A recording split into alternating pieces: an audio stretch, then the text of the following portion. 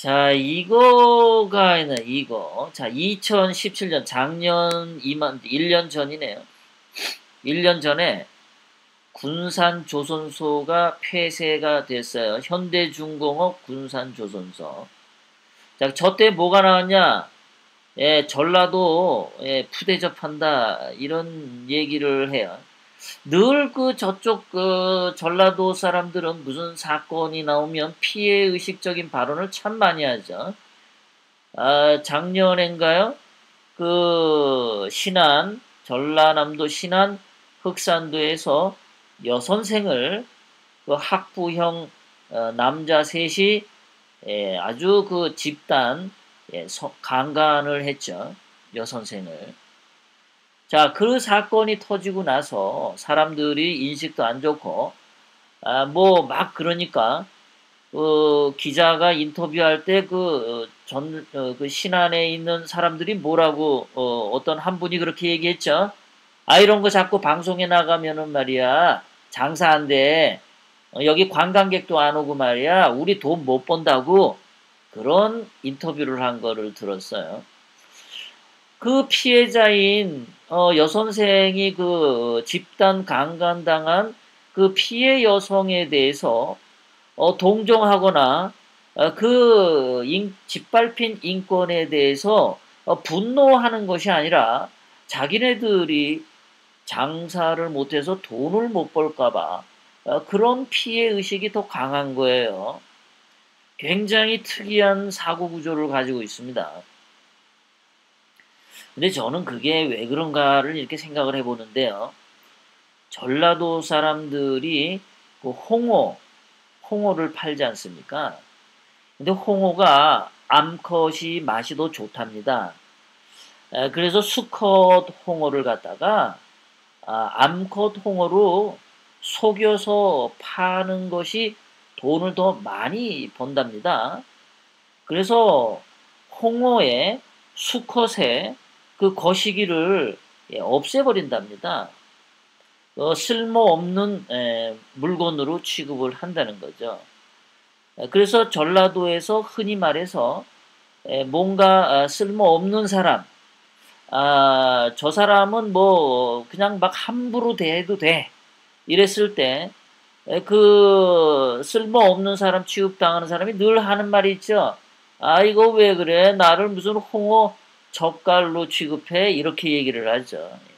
제가 약간 단어를 바꿨습니다. 여러분들 방송이기 때문에. 그래서 수컷 홍어를 홍어로 암컷 홍어로 바꿔서 속여서 돈을 버는 것이 1, 2년이 아니라 몇십 년, 몇백 년 되어 왔죠. 그런 행위들이 그 정신구조 속에 스며들어 있지 않나 이런 생각을 좀 합니다. 제가요. 그래서 전라도 사람들의 정신개조를 하려면 홍어를 못 팔게 하거나 홍어 수컷을 암컷으로 속여서 파는 행위에 대해서 그 사람을 수컷을 암컷으로 속여 파는 그 상행위를 한 사람을 전부 한 징역 한 50년, 100년씩 때리는 엄벌에 처하는 그런 징벌을 가하면은 그렇게 가해서 한 100년 정도 지나면 좀 바뀌지 않을까 이런 생각을 해요. 아무리 교육을 해도 홍어 수컷의 거시기를 뽑아버리고 암컷으로 속여 파는 그런 상행위를 그 사람들이 아무렇지도 않게 계속 살아간다면 그 전라도 사람들의 의식은 그 남을 속이는 거에 대해서 양심의 가책을 받지 않지 않겠나 이런 생각을 합니다. 제가 이런 해석을 하는 것은 문화 인류학적으로 그렇게 말씀을 드리는 거예요. 그래서 전라도 사람들은 홍어 수컷을 암컷 홍어로 속여 파는 것에 대해서 양심의 가책을 전혀 받지 않는 거예요. 그런 데서부터 속이는 것은 나쁘다라는 생각을 기본적으로 하지 않습니다. 그 문화 인류학적으로 아, 좀 이해할 수 있는 말을 하나 더 드리면요. 이런 게 있습니다. 그 에스키모인들은 그 알라스카 같은 데서 그 얼음이 그냥 막 평원으로 펼쳐져 있죠. 얼음 계속 가도 얼음이죠. 얼음. 거기서 사는 사람들인데 이 사람들이 이제 얼음으로 이제 그 집을 해가지고 살잖아요. 에스키모인들이. 그러다 보니까 가족들끼리 이렇게 사는 경우가 많아요. 뭐 부족 단위도 아니고 가족 단위로 이렇게 살아요. 그러니까 한 몇십 명 정도가 이렇게 모여서 사는 구조인데, 그러니까 다른 사회랑 이렇게 동떨어져 있습니다. 그러다 보면 어떤 일이 생길까요? 이 가족끼리 결혼하는 경우가 많죠. 가족끼리. 그러니까 사촌끼리 결혼하는 경우도 있고, 형제끼리 결혼하는 경우도 생기고, 그렇습니다. 한 3, 40명의 그 거주 지역에서 말이죠. 이 3, 40명 모여 있는 에스키모인들의 이웃 에스키모인들을 만나러 가려면 뭐 한 3, 4일 엄청 떨어진 거리에 있단 말이에요. 그러니까 왕래 교류가 흔치 않습니다. 그러니까 3, 40명이 모인 자리에서 배우자를 선택해야 되니까 근친혼이 많게 되죠. 근친혼이 생기다 보면은 이게 좀 장애아가 생길 확률이 높아요. 그래서 이 에스키모인들이 그렇게 사는데 외지에서 에스키모인이 아닌 외지의 관광객이 놀러 오지 않습니까? 그러면은 그 관광객 남자가 특히 오게 되면은 말이죠. 그 관광객 남자에게 그 주인이 자기 아내를 관광객하고 잠을 자게 합니다. 그거는 도덕적으로 타락해서도 아니고 음탕해서도 아니고요. 그 관광객의 새로운 피를 받은 아이가 태어나게 되면은 그것이 새로운 피가 들어오기 때문에 그 종족 보존이 더 오래되는 거예요. 그러니까 진화 발전적인 측면에서 또는 그 부족의 생존 가능성을 높이는 확률을 찾아서 그러한 관습이 생깁니다. 그래서 그 관광객 남자가 왔다 하룻밤 자고 가게 돼서 그 아이가 이제 생기게 되면은 새로운 피를 받았기 때문에 부족이 잘 번창을 할 수가 있어요. 그걸 가지고 현대인의 문명의 관점에서 봐서 도덕적으로 타락했다라는 것은 옳지가 않죠. 네, 그런 게 있어요. 그래서 문화인류학적으로 연구를 해보면 전라도 사람들이 거짓말을 치고도 양심의 가책을 느끼지 않는 것이 그 수컷 홍어를 암컷 홍어로 바꿔서 그런 게 아닌가라고 제가 제 나름대로의 해석입니다. 누가 그렇게 얘기한 게 아니라 네, 그렇게 말씀을 드린 거예요. 그 문화인류학 얘기가 나왔으니까 여러분들 제가 그거 하나 더 말씀드려 드릴게요. 재미난 얘기입니다. 인도에서 소를 신성시하지 않습니까? 여러분들 인도에서 소를 신성시하는 이유가 뭡니까? 예, 그거 제가 설명을 해드릴게요. 인도는 그 겐지스 강이 있죠. 그리고 그 기후 지대가 적도 근처에서 그 허리케인 게 많이 생기고 그러니까 우리식으로 하면 태풍이 많이 생깁니다. 그 다음에 비도 엄청 많이 오고요. 기본적으로 비가 엄청 많이 와서 홍수도 잘 집니다. 그 겐지스강 같은 경우는 엄청 넓고 크죠. 자, 그러면은 이 홍수를 지게 되면 사람들이 많이 죽죠. 자, 사람들이 많이 죽으니까 홍수가 안 나게 하려면 어떻게 해야 되냐? 나무가 많아야 되겠죠. 나무가 아주 많아야 됩니다. 그런데 옛날에는 사람들이 먹고 살려면 나무를 연료로 떼가지고 밥을 해서 먹거나 또는 그 온도 이렇게 방에 따뜻한 기온을 줘야겠죠. 예, 난방을 하는 게 나무입니다. 자, 그럼 인도인의 그 갈등되는 게 문제가 되는 게 뭐냐면 홍수를 막으려면은 나무가 많아야 되고 취사를 하거나 난방을 하냐면 나무를 없애야 되고 자, 이 갈등에서 어떻게 해야 되냐라고 했던 거예요. 자, 그래서 해결한 게 뭐냐면은 나무는 떼지 말고 연료로서 뭐라냐면 소똥을 연료로서 뗀 겁니다. 그러면 소똥이 많아야 되겠죠? 예, 소를 잡으면 안 되겠죠. 소가 번창해야 돼요. 그리고 소가 한번 똥을 싸면 되게 피자 한 판에 쏘잖아요. 그리고 소는 이렇게 한 걸음 뗄 때마다 피자 한 판씩 똥을 뻥뻥 싸댑니다. 그럼 그거를 잘 말려가지고 연료를 하면은 그렇게 좋을 수가 없어요. 그래서 소를 못 잡게 한 거죠. 그런데 이러한 것들을 후손들에게 말이죠.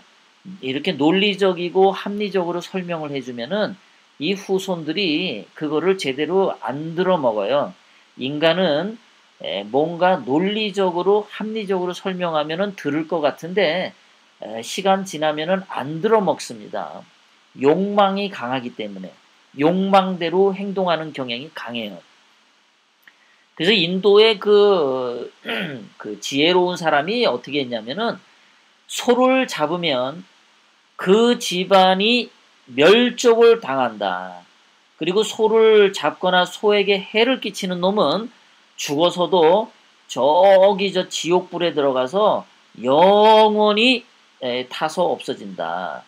그 윤회 사상이 있잖아요. 그 인도에는 윤회 사상으로 인해서 다시 인간으로 태어날 수 없게 되는 상황에 처한다라고 아주 공포심을 엄청 심어준 거예요. 신의 분노를 산다. 집안이 망한다. 죽어서도 윤회로 새로운 인간으로 태어나지 못하고 미천한 벌레가 되거나 지옥불에서 영원히 죽어버린다. 라고 아주 엄청난 공포심을 준 거예요. 종교적으로. 그래서 소가 신성시 됐던 겁니다. 소가 그냥 신성한 힘이 있어서가 아니라 소를 보존함으로써 소똥으로 연료를 쓰고 그래서 나무가 보존됨으로써 홍수가 안 나게 되고 그러다 보니까 인도인들이 생존 번영할 수 있는 그 문화 인류학적인 그런 게 있어서 그렇게 됐던 겁니다.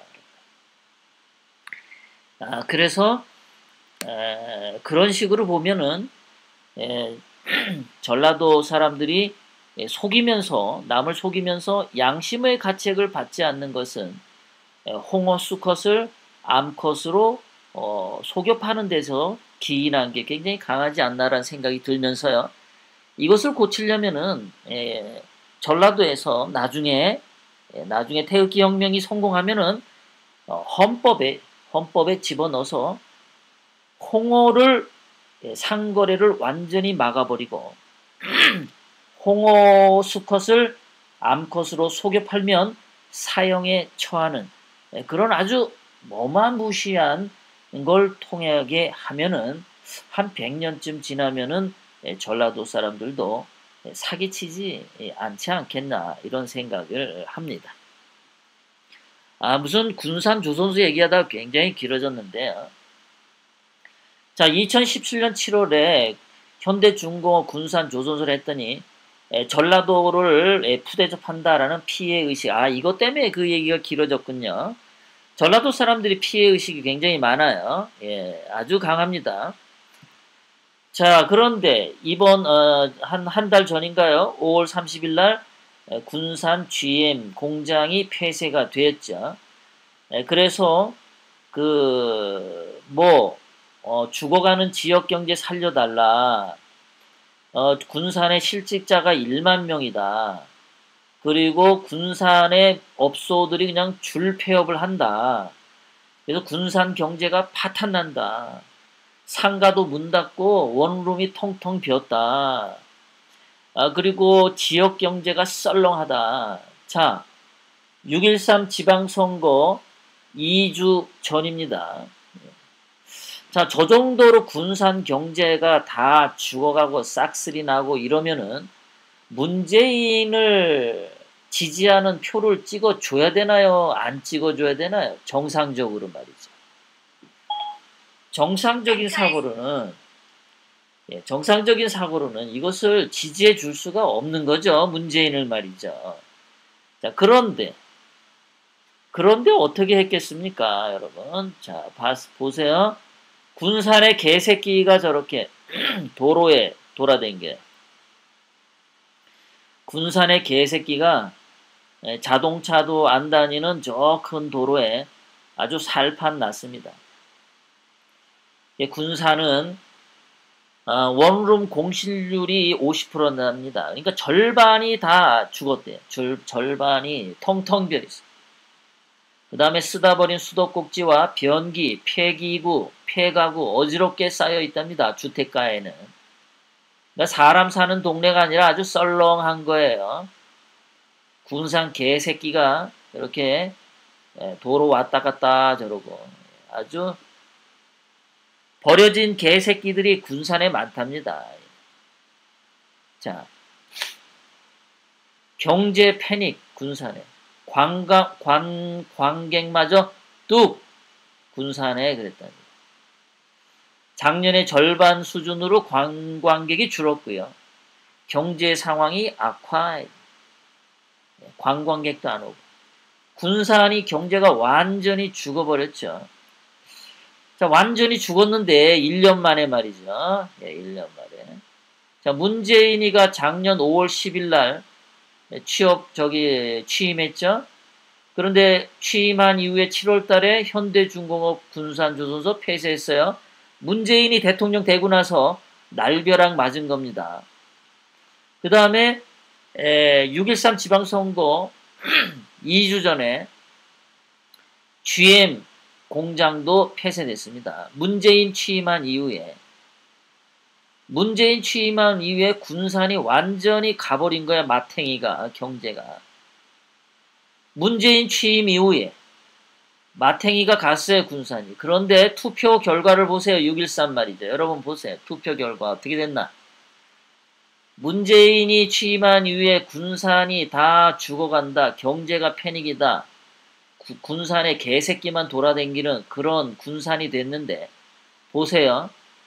더블당 73.4% 득표, 민주평화당 13% 득표, 정의당 5%, 민중당 2.3%.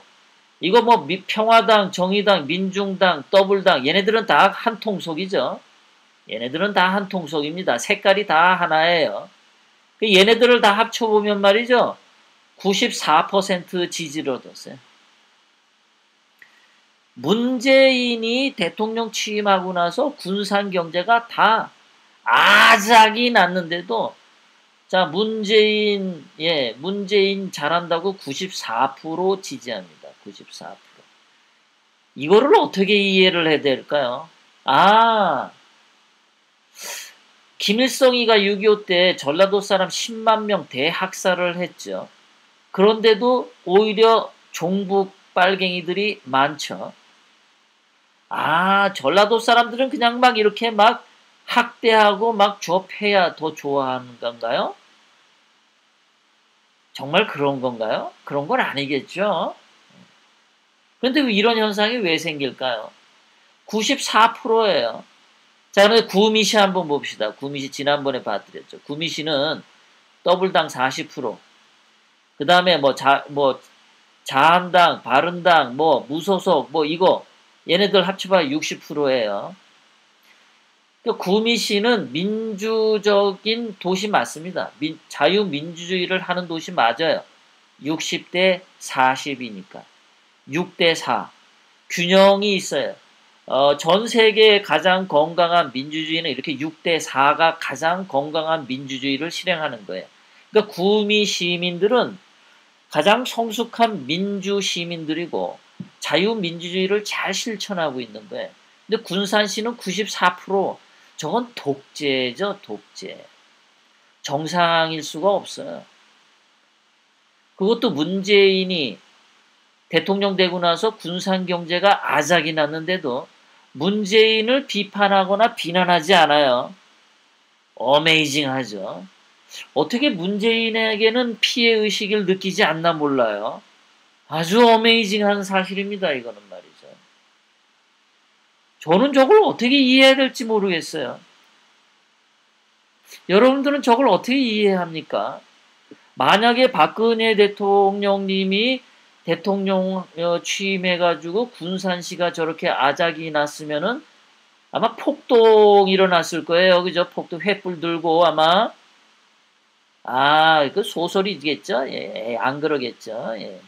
에이, 군산 시민들이 무슨 폭동을 일으키겠어요. 그죠? 제가 그냥 소설을 쓴 거죠. 그죠? 예. 제 말 듣고 또 군산 시민들 뭐라고 하지 마세요. 어떤 사람이 그렇게 얘기하는 걸 제가 들어서 얘기했다라고